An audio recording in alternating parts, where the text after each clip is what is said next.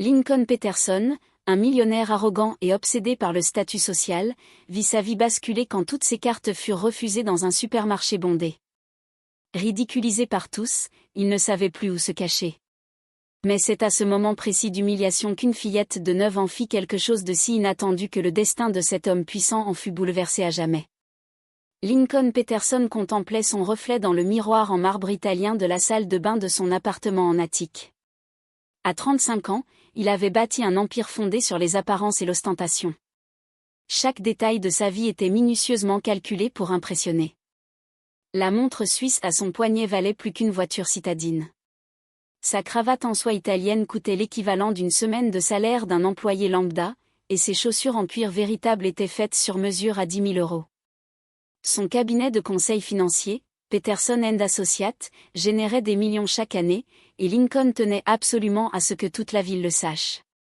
Voitures de luxe, vêtements de créateurs, restaurants étoilés et voyages internationaux à répétition, c'était sa marque de fabrique.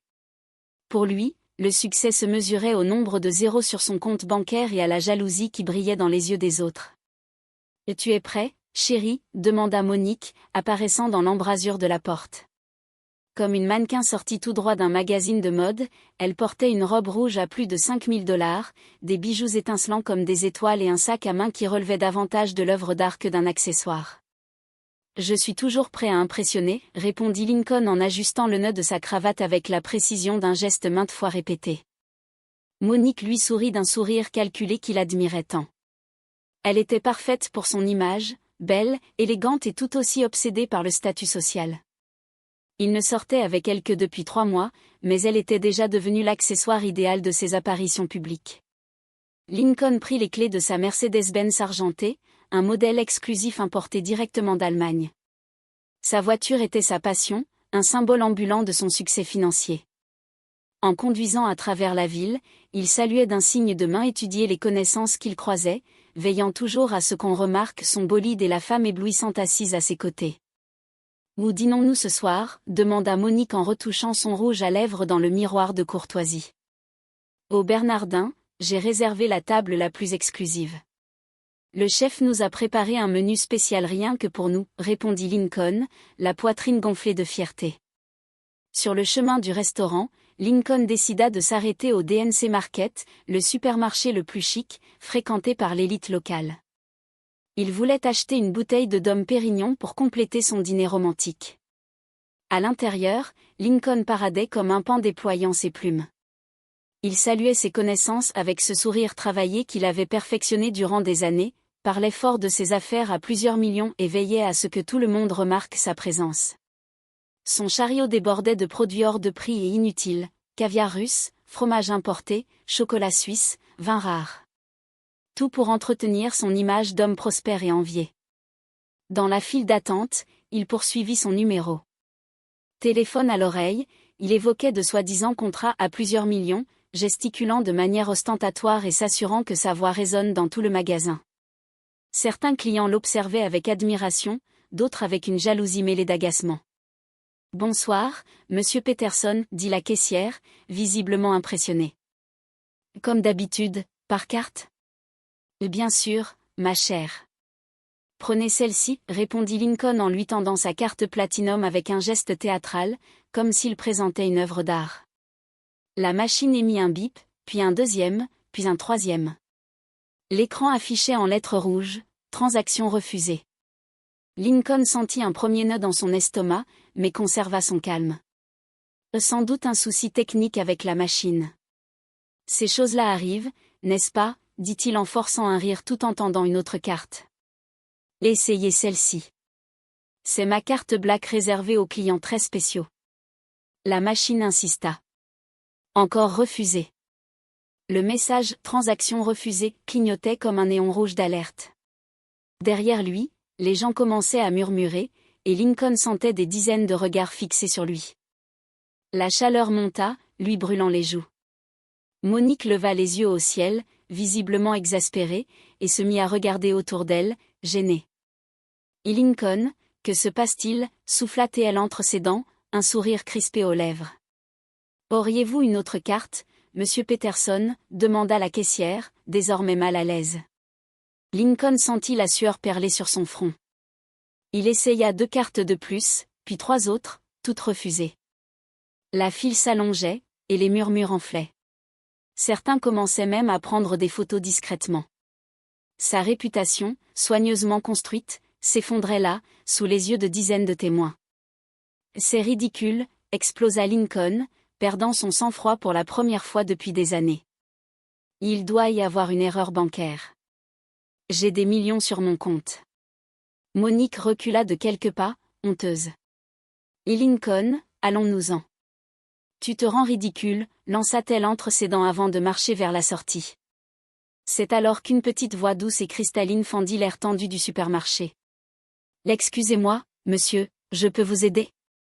Lincoln baissa les yeux et aperçut une petite fille noire d'environ 9 ans.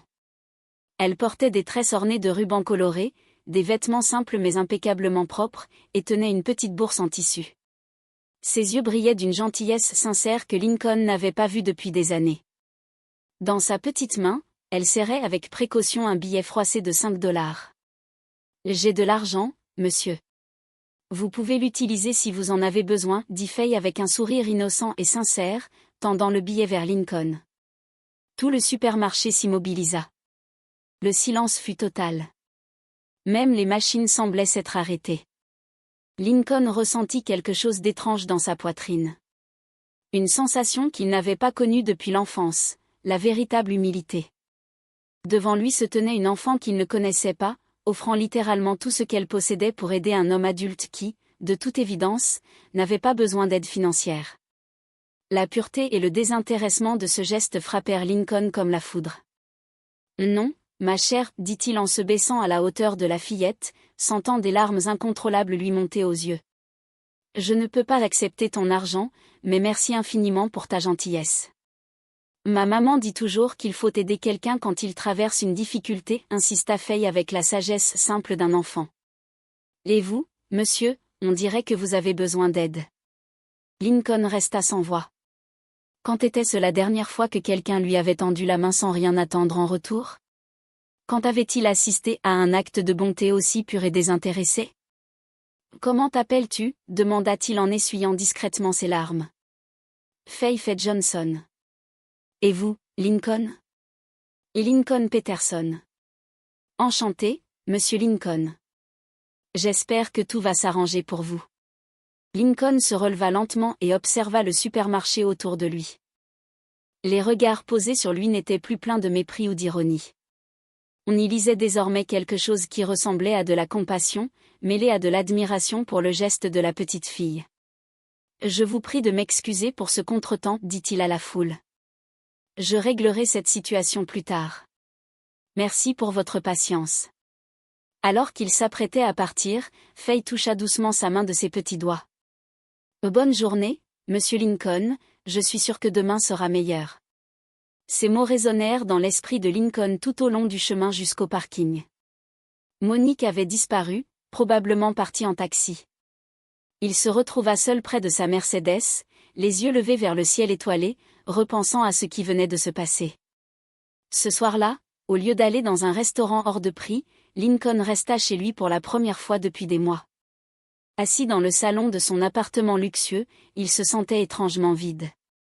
Tous ces objets coûteux, toutes ces conquêtes matérielles lui semblaient dérisoires face aux 5 $ qu'une fillette inconnue avait offert de tout son cœur. L'image de Faye ne le quittait pas. En 5 minutes, cet enfant avait montré plus de sincérité et de caractère qu'il n'en avait manifesté en des décennies de vie adulte. Elle avait vu un être humain en difficulté et instinctivement avait proposé son aide. Lincoln passa la nuit blanche, remettant en question chacune des décisions qu'il avait prises au cours des dernières années. Sa vie entière avait été construite sur les apparences et la superficialité. Mais qu'est-ce qui comptait vraiment? Qu'est-ce qui faisait réellement la différence dans ce monde? Pour la première fois depuis bien longtemps, Lincoln Peterson s'endormit sans penser à l'argent, aux affaires ou au statut social. Il s'endormit en pensant qu'à une petite fille de 9 ans qui avait changé sa vision de la vie par un simple geste de bonté. Pendant 3 jours consécutifs, Lincoln fut incapable de se concentrer sur quoi que ce soit.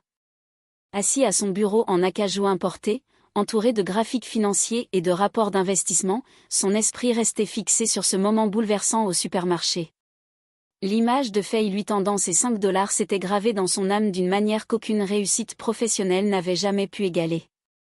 Pour la première fois depuis des années, Lincoln questionnait le sens de tout ce qui l'entourait. Il regardait son bureau luxueux, décoré de toiles hors de prix et de meubles de designers renommés, et ressentait un vide profond.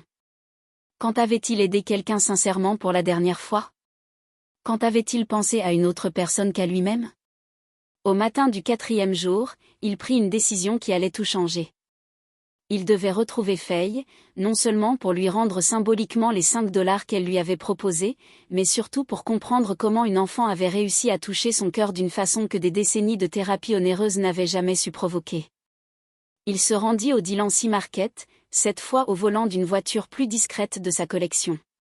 Il chercha la caissière qui avait assisté à toute la scène embarrassante. « Excusez-moi de vous déranger, dit Lincoln en s'approchant de la caisse. Vous souvenez-vous de ce qui s'est passé il y a quelques jours avec la petite fille qui m'avait proposé de l'argent? » La caissière sourit aussitôt. « Bien sûr que je m'en souviens. La petite Faye est adorable. Elle et sa maman viennent faire leurs courses ici chaque semaine. Ce sont des personnes très spéciales, vous savez, toujours polies, toujours aimables avec tout le monde. Sauriez-vous me dire où elles habitent?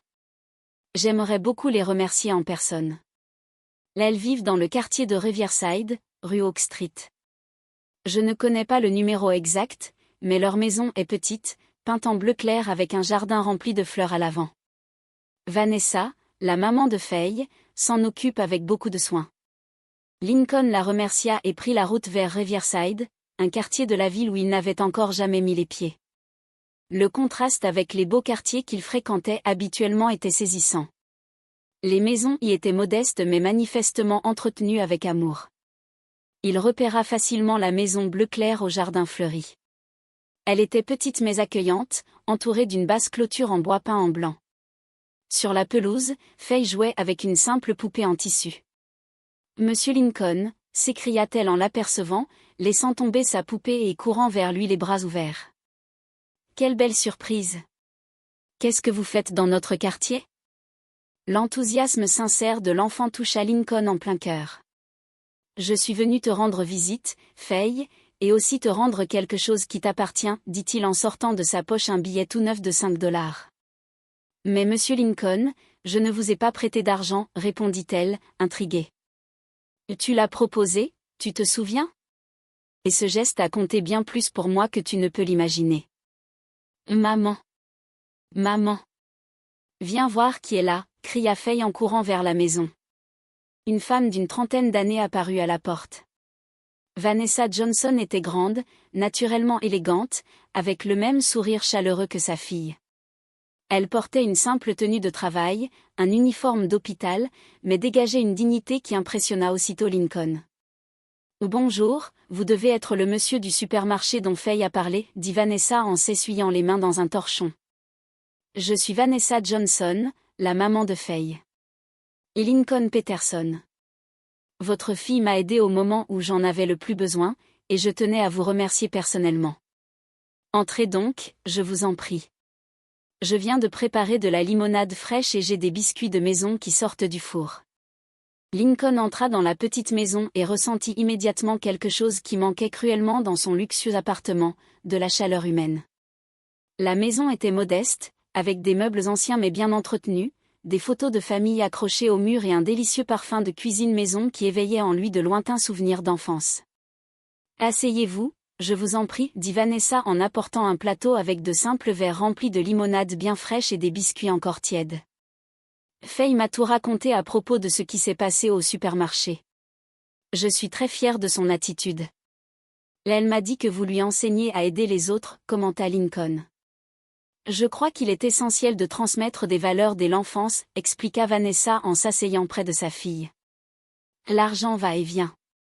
Le succès professionnel est éphémère, mais le caractère et la bonté demeurent pour toujours.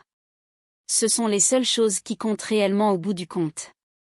Lincoln resta silencieux un instant, profondément imprégné de ces paroles. Faye se blottit contre le canapé à ses côtés avec la spontanéité d'une enfant qui ignore les préjugés et les barrières sociales. Monsieur Lincoln, puis-je vous poser une question, dit la fillette en grignotant un biscuit. Et bien sûr, demande-moi ce que tu veux. Qu'est-ce que vous faites comme travail?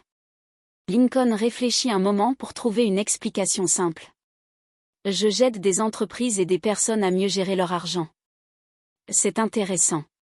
Ça doit être chouette d'aider les gens, répondit Faye avec enthousiasme.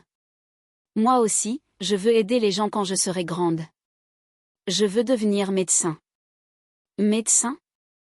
Demanda Lincoln, réellement intrigué. Oui, je veux soigner les malades et les rendre heureux à nouveau. Je crois que ce doit être le plus beau sentiment du monde que de voir quelqu'un aller mieux grâce à notre aide. Vanessa sourit avec une fierté maternelle. Faye a toujours été comme ça depuis toute petite. Quand elle trouve un oiseau blessé, un chat perdu ou qu'elle voit quelqu'un triste, elle veut l'aider, et elle travaille très dur pour ça. C'est la meilleure élève de sa classe. Et les études de médecine coûtent très cher, soupira Vanessa en caressant les cheveux de sa fille. Je travaille comme aide-soignante à l'hôpital public. Je fais quelques heures supplémentaires le week-end, mais malgré tout.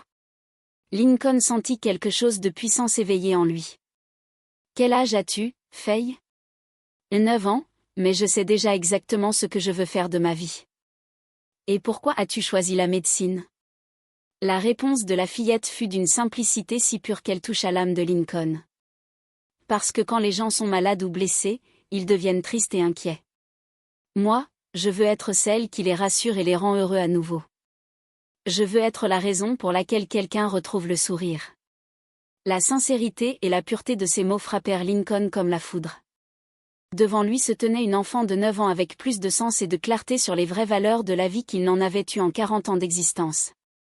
Vanessa, puis-je vous parler en privé un instant, demanda Lincoln. Ils se rendirent dans la petite cuisine qui embaumait la cannelle et l'amour maternel. Lincoln inspira profondément, prêt à faire la proposition la plus importante de sa vie.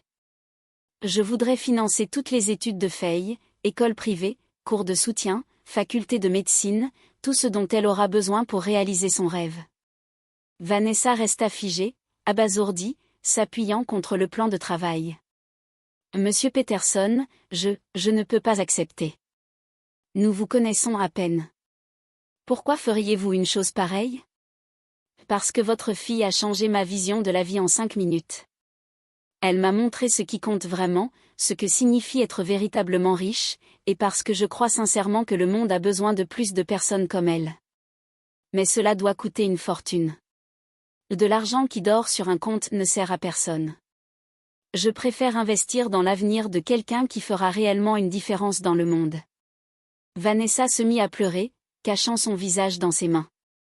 J'ai toujours rêvé d'offrir le meilleur à ma fille, de la voir réaliser ses rêves, mais je n'ai jamais imaginé que ce serait possible. Maintenant, ça l'est. J'ai une seule demande en retour. Laissez-moi suivre ses progrès.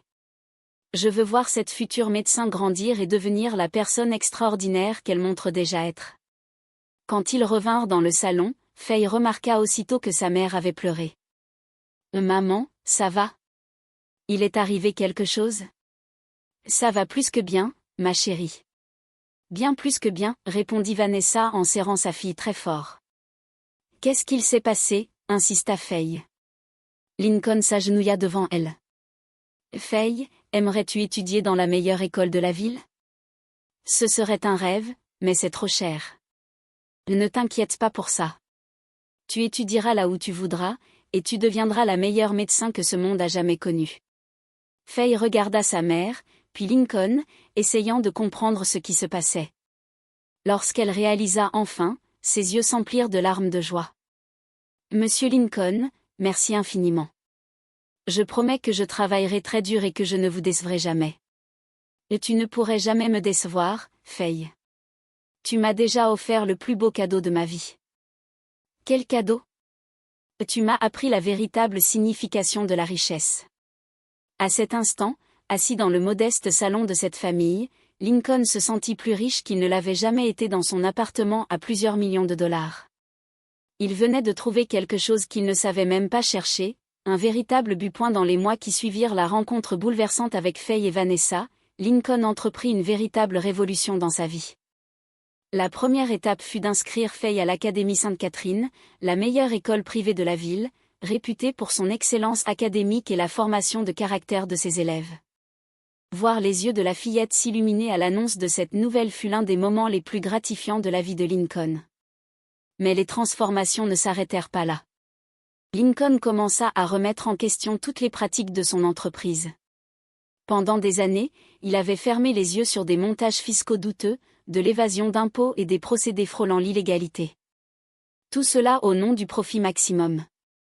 Désormais, pour la première fois, ces actes pesaient lourd sur sa conscience. Un lundi matin, il convoqua son associé Edward Blackwell à une réunion urgente dans son bureau. « Edward, il faut qu'on parle sérieusement de l'avenir de notre société, » dit Lincoln, assis derrière son large bureau exécutif. Edward, un homme de 45 ans, chauve et toujours impeccablement vêtu, éclata de rire d'un ton sarcastique. « Parler de quoi, Lincoln ? De nos millions de bénéfices, de nos clients ravis de nos résultats ?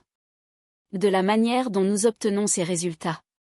Je veux qu'on cesse immédiatement toutes les pratiques d'évasion fiscale, les comptes offshore non déclarés et toutes les manœuvres que nous utilisons pour contourner le système. » Edward resta silencieux quelques secondes, le temps d'assimiler ce qu'il venait d'entendre, puis éclata de rire à nouveau.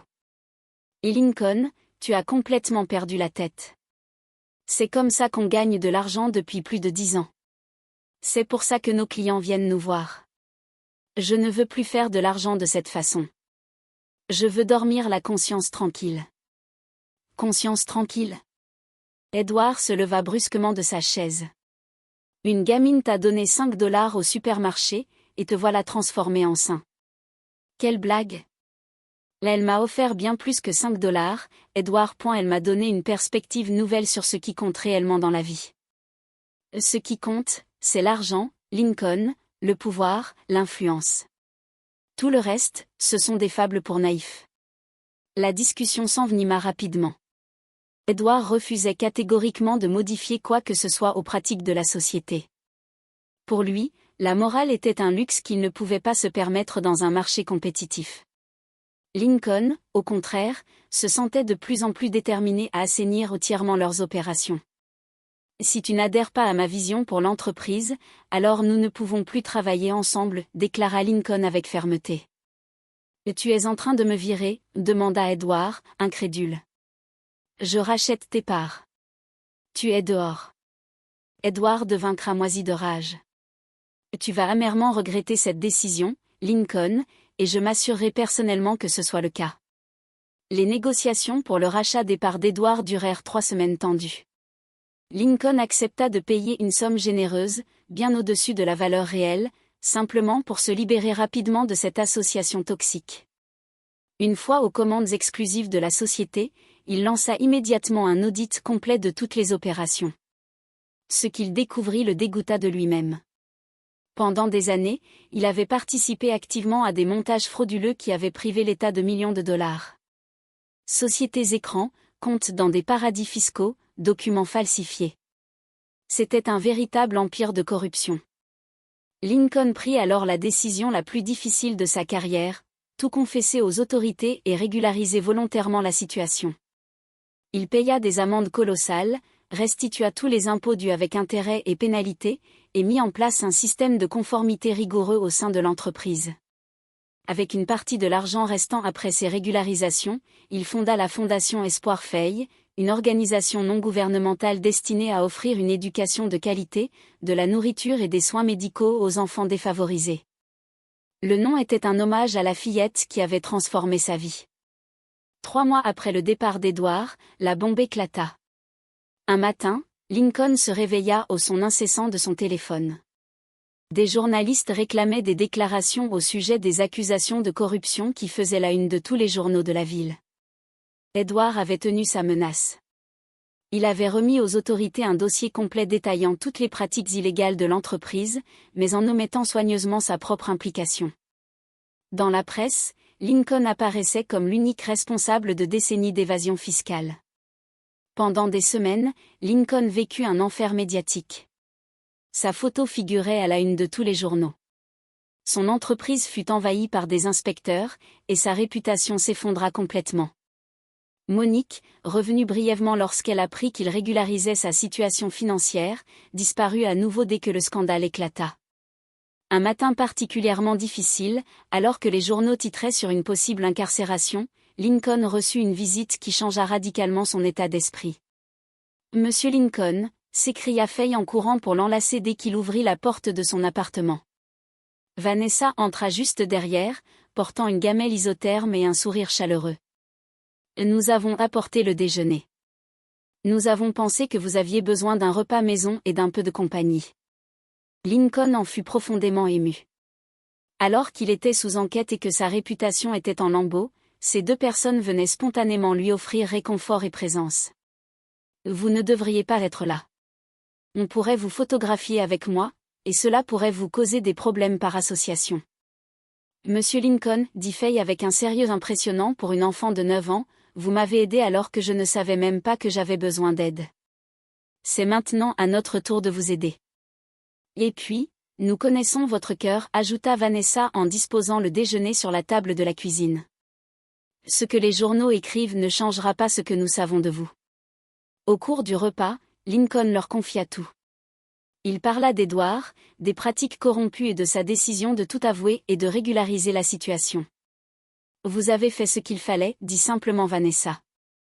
Mais je risque d'aller en prison. Si c'est le cas, nous viendrons vous voir, dit Faye. Et quand vous en sortirez, nous serons là à vous attendre. L'innocence et la loyauté de cette fillette bouleversèrent Lincoln. À cet instant, il prit sa décision finale. Le lendemain, il se présenta personnellement au procureur en charge du dossier et offrit sa pleine coopération. Je veux fournir toutes les informations concernant les pratiques illégales de l'entreprise. J'assume l'entière responsabilité de mes erreurs, et je veux aider la justice à établir toute la vérité. Le procureur resta surpris par une telle attitude proactive. Pourquoi faites-vous cela? Vos avocats doivent certainement vous conseiller de faire exactement le contraire. Parce que j'ai appris que dormir la conscience tranquille vaut plus que n'importe quelle somme d'argent ou que des années de liberté. Durant les 6 mois suivants, Lincoln collabora intensivement avec la justice. Il remit des documents, des enregistrements, des emails, tout ce qui pouvait contribuer à dévoiler le système de corruption. Son aide s'avéra décisive pour démontrer qu'Edward était en réalité l'instigateur intellectuel de toutes les pratiques illégales. Lorsque l'affaire fut enfin jugée, Edward fut condamné à 10 ans de prison et perdit l'ensemble de ses biens.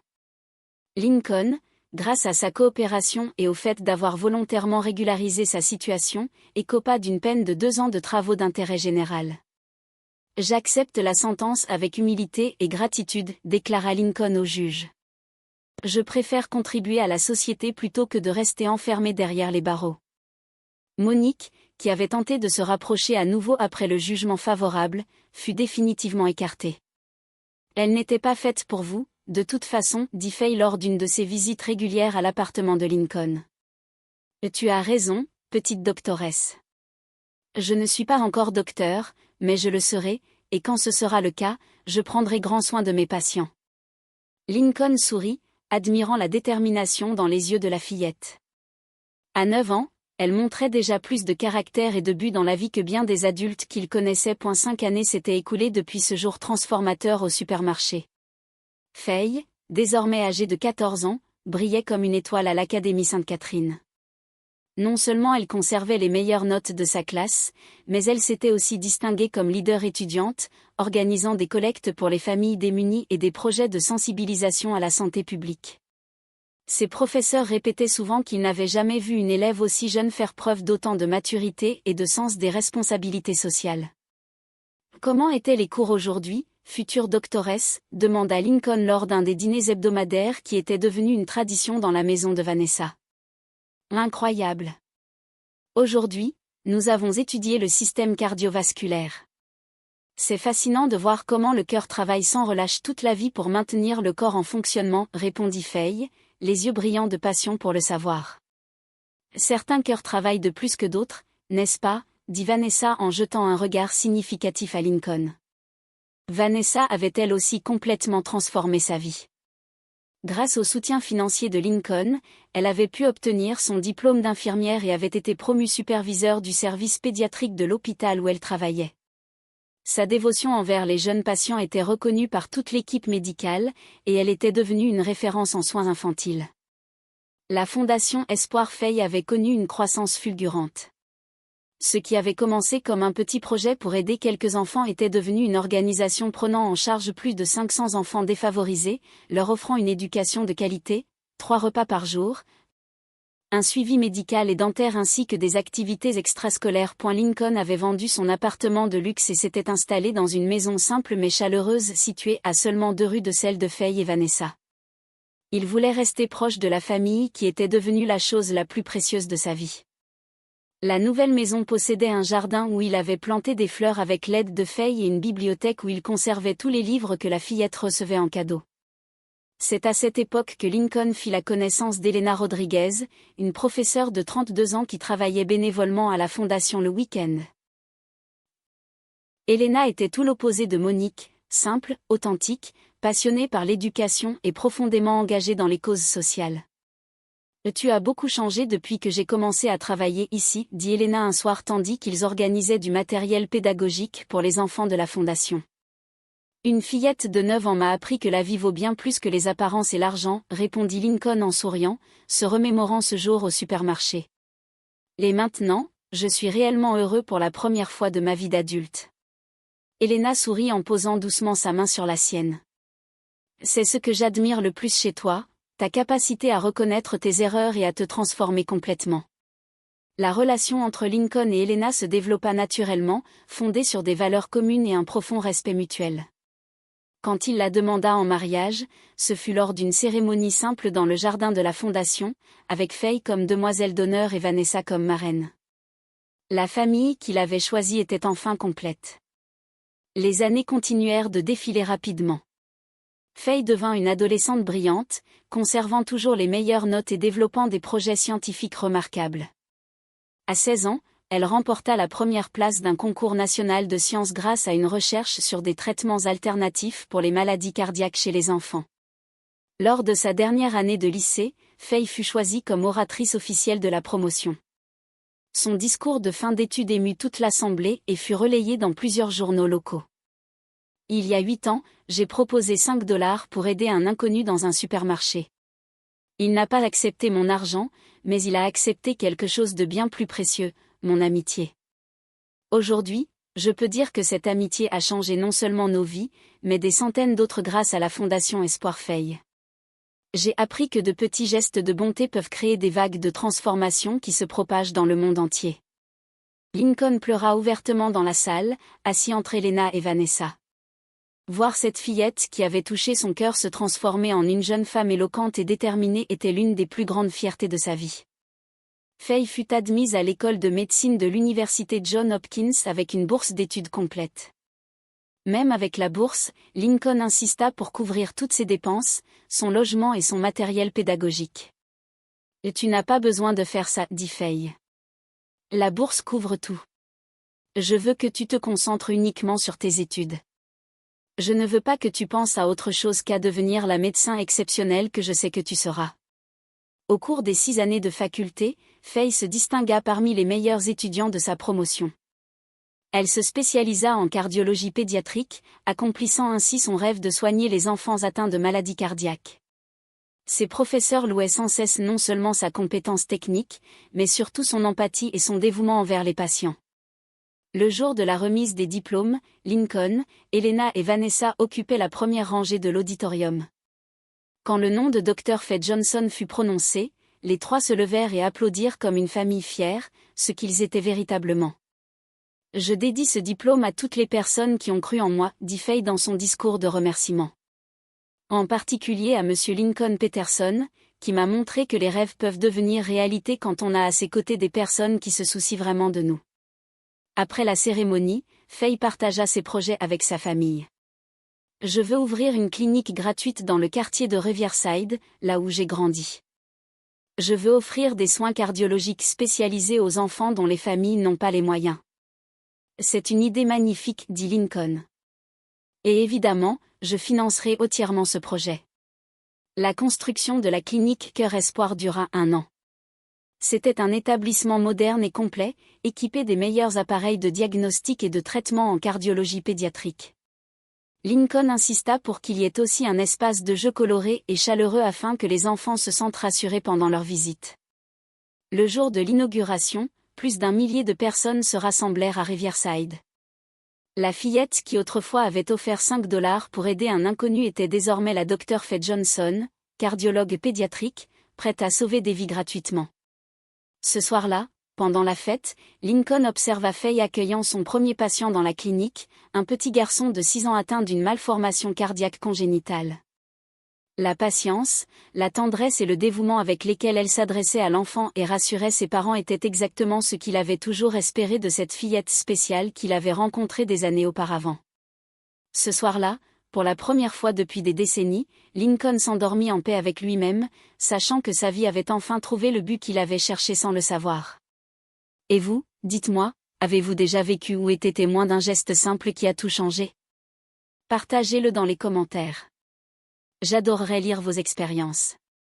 N'oubliez pas de mettre un j'aime à cette vidéo et de la partager avec quelqu'un de spécial, car on ne sait jamais quand une petite attention peut toucher et inspirer une autre vie.